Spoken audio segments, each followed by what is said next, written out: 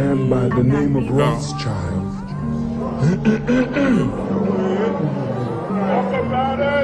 who claimed to be Jewish, made this statement. He really didn't care who was king or ruler, as long as he controlled the finance. Rothschild had 5 sons, and he sent those sons into different parts of Europe. He sent one son to England, one to France, one to Italy, one to Austria, and one stayed at home with the father in Germany. And they all became a part of the house of Rothschild, but through manipulation of money, the son in England grew up, and that became the Bank of England, the Bank of France, the Bank of Italy, the Bank of Austria, the Bank of Germany. These were central banks that printed the money of these nations that now were in the hands of a family that had spread out with not the intention of doing good, but the intention to become manipulators and controllers of the destiny of the world and nations. Come on. Europe had many conflicts, and the Rothschilds would finance both sides. What you don't understand is that war is a manipulation of money.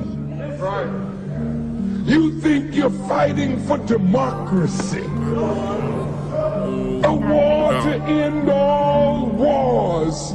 Let peace reign in the earth.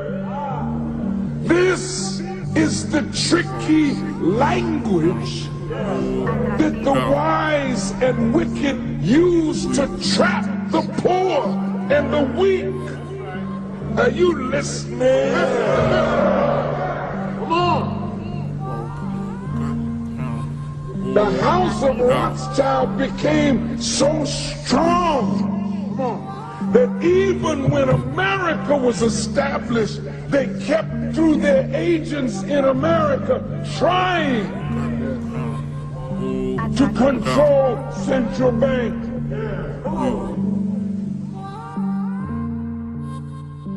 Abraham Lincoln was interfering with something bigger than just peace and war.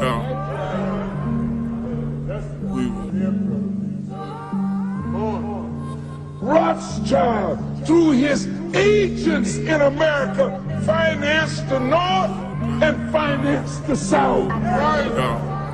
And more lives were lost of poor people who are idealists, thinking that they're fighting for these noble principles. And all at the same time, you're making the rich richer, but they're enriched at the price of your blood, and the blood of your children, and the blood of your children's children.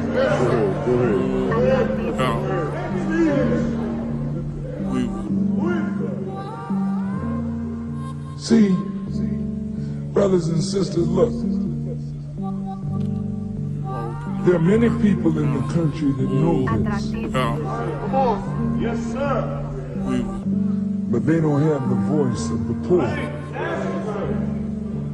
What makes it so dangerous for me to know it and even say it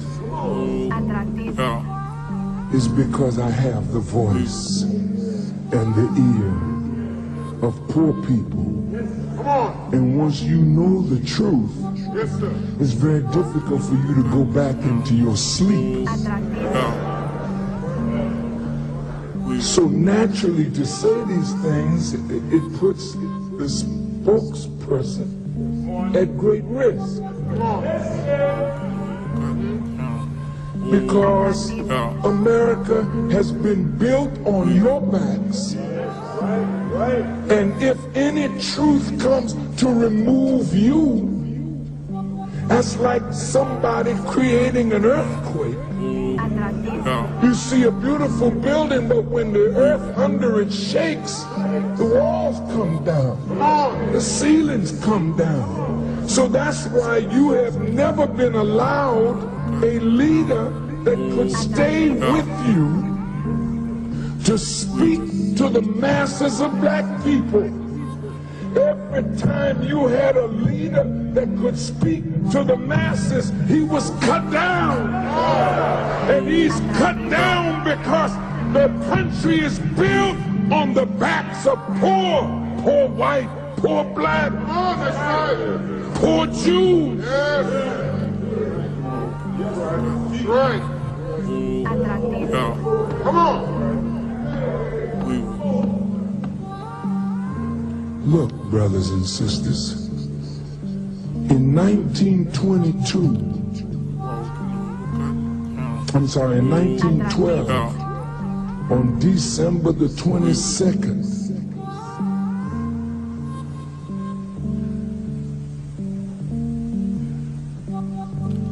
the Central Bank of America was taken over by certain families. The Federal Reserve that prints the money is not owned by the government. Right.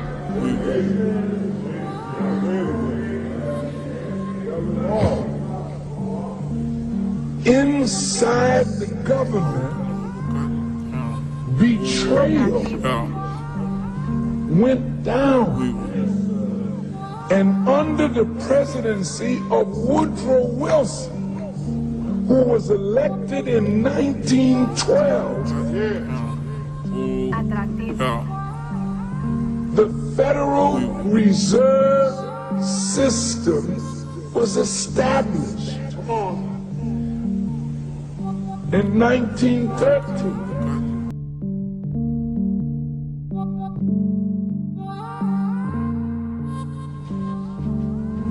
That at 1912, when Woodrow Wilson was elected,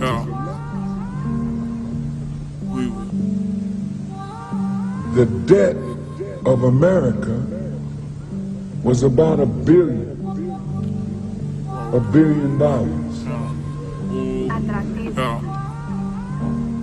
When Woodrow Wilson left office,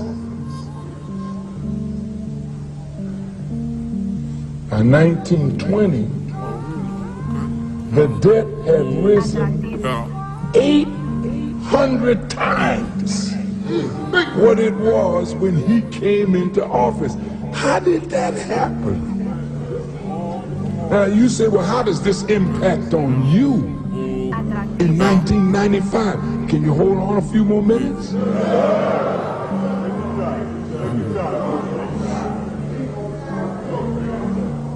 Look, brothers and sisters, in 1912, Woodrow Wilson was elected. 1913, IRS is established. Why was the Internal Revenue established? Because those who took control of the money knew that they were going to increase the debt of the country. And they had to have a way to recoup the debt. So the revenue was supposed to be a graduated income tax. This is the way it was put before Congress. which, by the way, a graduated income tax is the second plank in the Communist Manifesto by Karl Marx. And when you hear the Republicans talking about taking back government and giving it back to the people, it's because the government was moving the country on a socialist trend. Oh man, look. This thing is deep. Yes, sir. Look. Woodrow Wilson comes in, and he's going to keep America out of the war. The war started in 1914. Is that right? Yes, sir. Come on. Woodrow Wilson's second term is in 1960. Come on. He's keeping America out of the war. This is the way they talk when it's time to get elected. But the big boys behind the door, they knew that the only way to increase the debt was to somehow get America involved in the war that was raging in 1914. So through the manipulation of an incident with a ship called the Lusitania, America declared war on Germany. And in 1917, the American soldiers went to war in Europe. And in order to fight the war, America had to borrow money. That's right. Yes, sir. So who do you borrow money from? From those who print the treasury bonds. Think of it. Then they put interest on what America borrows.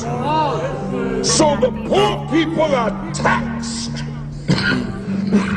to pay the interest. That's right.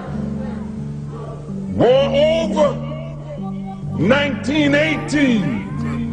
Woodrow Wilson leaves office in 1920. And America, that was $1 billion in debt when he came in, is now $8 billion in debt, 800 times. Come on.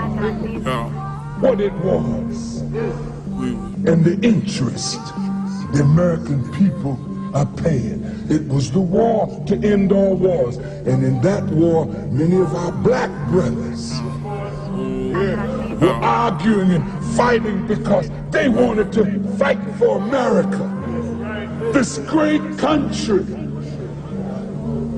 not knowing that the whole thing was manipulated by a handful of wicked men. J.P. Morgan, the Rockefellers, Come on. Loeb and Kuhn, and Schiff, and the Warburgs, and the Rothschilds. These are Anglo-Saxons and Jews, because it don't make no difference when you get to a certain level. We don't see ethnicity, we see money. Do you understand what I'm saying? Now, World War I is gone. Follow me. Yes, sir. Now, here we are.